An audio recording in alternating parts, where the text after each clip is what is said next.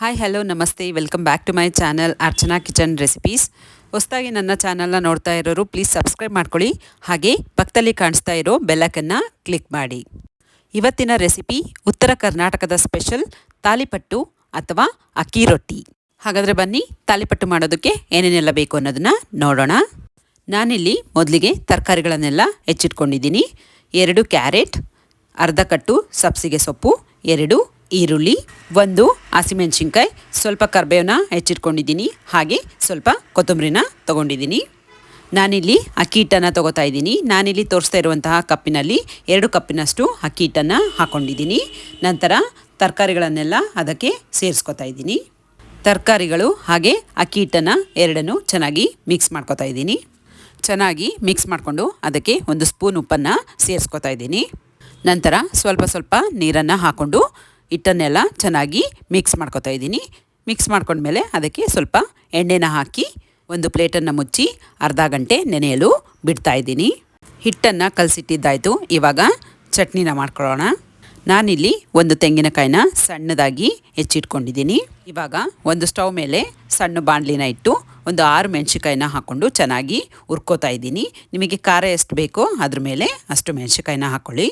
ಇವಾಗ ಅದೇ ಬಾಣಲಿಗೆ ಒಗ್ಗರಣೆನ ಮಾಡ್ಕೊತಾ ಇದ್ದೀನಿ. ಸ್ವಲ್ಪ ಎಣ್ಣೆನ ಹಾಕಿ ಸ್ವಲ್ಪ ಕಾದ್ಮೇಲೆ ಸಾಸಿವೆ, ಜೀರಿಗೆ, ಕಡಲೆಬೇಳೆ, ಕರಿಬೇವು ಹಾಗೆ 2 ಒಣ ಮೆಣಸಿನ್ಕಾಯಿನ ಹಾಕ್ಕೊಂಡು ಒಗ್ಗರಣೆನ ಮಾಡ್ಕೊತಾ ಇದ್ದೀನಿ. ಇವಾಗ ಒಂದು ಮಿಕ್ಸಿ ಜಾರನ್ನು ತಗೊಂಡು ಸಣ್ಣದಾಗಿ ತೆಂಗಿನಕಾಯಿನ ಹೆಚ್ಚಿಟ್ಕೊಂಡಿದ್ನಲ್ಲ ಅದನ್ನೆಲ್ಲ ಮಿಕ್ಸಿ ಜಾರಿಗೆ ಹಾಕೋತಾ ಇದ್ದೀನಿ. ಹಾಗೆ ಮೆಣಸಿನ್ಕಾಯಿನ ಹುರಿದಿಟ್ಕೊಂಡಿದ್ನಲ್ಲ ಅದನ್ನು ಸೇರಿಸ್ಕೊತಾ ಇದ್ದೀನಿ. ಹಾಗೆ ಸ್ವಲ್ಪ ಜೀರಿಗೆನ ಸೇರಿಸ್ಕೊತಾ ಇದ್ದೀನಿ. ರುಚಿಗೆ ತಕ್ಕಷ್ಟು ಉಪ್ಪನ್ನು ಸೇರಿಸ್ಕೊತಾ ಇದ್ದೀನಿ. ನಾನಿಲ್ಲಿ 1 ಸ್ಪೂನ್ ಉಪ್ಪನ್ನು ಸೇರಿಸ್ಕೊಂಡಿದ್ದೀನಿ. ಹಾಗೆ ಸ್ವಲ್ಪ ಹುಣಸೆಹಣ್ಣು ಹಾಗೆ ಸ್ವಲ್ಪ ಕಡಲೆನ ಸೇರಿಸ್ಕೊತಾ ಇದ್ದೀನಿ. 2 ಸ್ಪೂನಷ್ಟು ಕಡಲೆ ಸೇರಿಸ್ಕೊಂಡಿದ್ದೀನಿ. ಹಾಗೆ 7ರಿಂದ 8 ಎಸಳು ಬೆಳ್ಳುಳ್ಳಿನ ಸೇರಿಸ್ಕೊತಾ ಇದ್ದೀನಿ. ಕೊನೆಯಲ್ಲಿ ಸ್ವಲ್ಪ ಕೊತ್ತಂಬರಿನ ಸೇರಿಸ್ಕೊಂಡು ಚೆನ್ನಾಗಿ ಮಿಕ್ಸಿ ಮಾಡ್ಕೊತಾ ಇದ್ದೀನಿ. ನೋಡಿ ಚಟ್ನಿ ಇವಾಗ ರೆಡಿ ಆಯಿತು. ಕೊತ್ತಂಬರಿ ಹಾಕಿರೋದ್ರಿಂದ ಗ್ರೀನಾಗಿ ಕಾಣಿಸ್ತಾ ಇದೆ. ಇವಾಗ ಒಂದು ಬೌಲನ್ನು ತಗೊಂಡು ಅದಕ್ಕೆ ಚಟ್ನಿನ ಹಾಕೋತಾ ಇದ್ದೀನಿ. ಹಾಗೆ ಸ್ವಲ್ಪ ನೀರನ್ನು ಸೇರಿಸ್ಕೊತಾ ಇದ್ದೀನಿ. ಗಟ್ಟಿ ಇರೋದ್ರಿಂದ ಸ್ವಲ್ಪ ತೆಳುವಾಗಿ ಮಾಡ್ಕೊತಾ ಇದ್ದೀನಿ.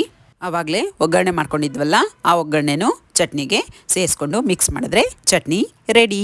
ಮೊದಲಿಗೆ ಹಿಟ್ಟನ್ನು ಕಲಸಿಟ್ಟಿದ್ವಲ್ಲ ನೋಡಿ ಅದಿವಾಗ ಎಷ್ಟು ಚೆನ್ನಾಗಿ ನೆನ್ಕೊಂಡಿದೆ. ನಾನಿಲ್ಲಿ ಸ್ವಲ್ಪ ಜೀರಿಗೆನ ಸೇರಿಸ್ಕೊತಾ ಇದ್ದೀನಿ. ಜೀರಿಗೆ ಸೇರಿಸ್ಕೊಳ್ಳೋದ್ರಿಂದ ಜೀರ್ಣ ಚೆನ್ನಾಗಾಗುತ್ತೆ. ಜೀರಿಗೆನ ಸೇರಿಸ್ಕೊಂಡು ಹಿಟ್ಟನ್ನು ಚೆನ್ನಾಗಿ ಇನ್ನೊಂದು ಸಾರಿ ಮಿಕ್ಸ್ ಮಾಡ್ಕೊತಾ ಇದ್ದೀನಿ. ಮಿಕ್ಸ್ ಮಾಡ್ಕೊಂಡು ಒಂದೊಂದೇ ಉಂಡೆಯನ್ನಾಗಿ ಮಾಡಿಟ್ಕೊತಾ ಇದ್ದೀನಿ. ಹೀಗೆ ಉಂಡೆ ಮಾಡಿ ಇಟ್ಕೊಳ್ಳೋದ್ರಿಂದ ನಾವು ತಾಲಿಪಟ್ಟು ಮಾಡುವಾಗ ತುಂಬ ಈಸಿ ಆಗುತ್ತೆ. ಇವಾಗ ತಾಲಿಪಟ್ಟನ್ನ ಮಾಡ್ಕೋಬೇಕಲ್ವಾ, ಅದಕ್ಕೆ ನಾನು ಹೋಳಿಗೆ ಪೇಪರ್ನ ತಗೊಂಡಿದ್ದೀನಿ. ಹೋಳಿಗೆ ಪೇಪರ್ಗೆ ಸ್ವಲ್ಪ ಎಣ್ಣೆನ ಹಚ್ಕೊಂಡು ಉಂಡೆನ ಮಾಡಿ ಇಟ್ಕೊಂಡಿದ್ವಲ್ಲ ಆ ಉಂಡೆನ ಒಂದನ್ನು ತಗೊಂಡು ನಾನಿಲ್ಲಿ ತಾಲಿಪಟ್ಟನ್ನ ತೆಳ್ಳವಾಗಿ ತಟ್ಕೊತಾ ಇದ್ದೀನಿ.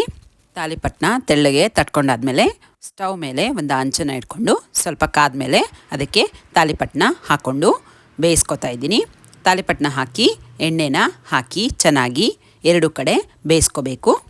ಇವಾಗ ತಾಲಿಪಟ್ಟು ರೆಡಿಯಾಗಿದೆ. ತಾಲಿಪಟ್ಟು ಜೊತೆಗೆ ಕಾಯಿ ಚಟ್ನಿ ಕಾಂಬಿನೇಷನ್ ಚೆನ್ನಾಗಿರುತ್ತೆ.